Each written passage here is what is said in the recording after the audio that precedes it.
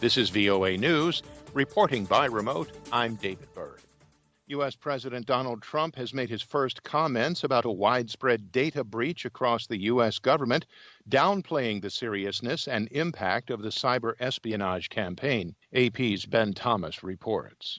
In a pair of tweets, President Trump suggests, without evidence, that China, not Russia, may be responsible for the attack. In his first comments on the breach, Trump scoffed at the focus on the Kremlin and downplayed the intrusions, though the government's cybersecurity agency has warned they pose a grave risk to government and private networks. And Secretary of State Mike Pompeo said Friday that Russia was pretty clearly behind the cyber attack. It's not clear exactly what the hackers were seeking, but experts say it could include nuclear secrets, blueprints for advanced weaponry, COVID-19 vaccine research, or information for dossiers on government and industry leaders. Ben Thomas, Washington. President-elect Joe Biden on Saturday rolled out an environmental team that he hopes will steer America toward greater action to curb climate change and to protect the nation's air and water. The president-elect told reporters as he introduced his choices that there was literally no time to waste. Biden compared the climate threat to the calamity of the coronavirus pandemic and pledged to take action. Just like we need to be a unified nation in response to COVID-19, we need a unified national response to climate change.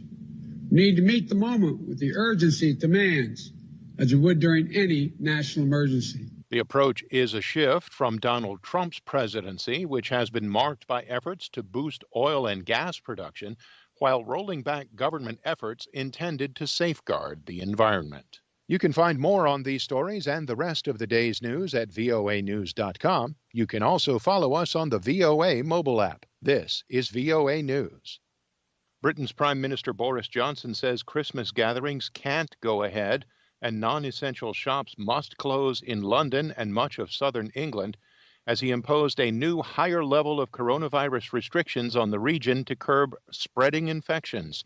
AP's Zaria Shackley reports. Johnson says that the capital and other areas in southern England currently under Tier 3, the highest level of coronavirus restrictions, will move to an even stricter new Tier 4 that requires non-essential shops, hairdressers and indoor leisure venues to close. Johnson also says that a planned 5-day easing of socializing rules for Christmas will be cancelled for Tier 4 areas.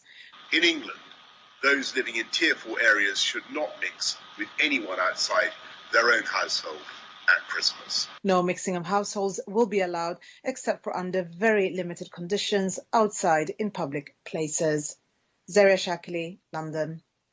The Army General in charge of getting COVID-19 vaccines to the United States is apologizing for what he calls miscommunication with states over the number of doses delivered in the early stages of the rollout.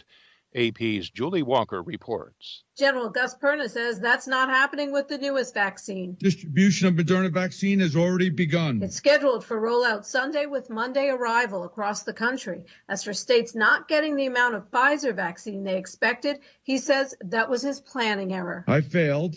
I am adjusting, I am fixing, and we will move forward from there. General Perna says with the addition of Moderna's coronavirus vaccine to Pfizer's, the government is now on track to get about 20 million doses to states by late December, early January. I'm Julie Walker. The government of the Central African Republic has accused former President François Bozize of attempting a coup ahead of next week's election. Leaders of the three main armed rebel groups occupying large areas of the country announced a coalition on Saturday. The rebels' announcement could further fuel tensions already on the rise in the troubled country before the presidential and legislative vote on December 27th. The opposition fears massive electoral fraud. More than 300 Nigerian schoolboys kidnapped last week in an attack on their school in the northwestern part of the country have arrived in the capital of Katsina state after their release on Thursday.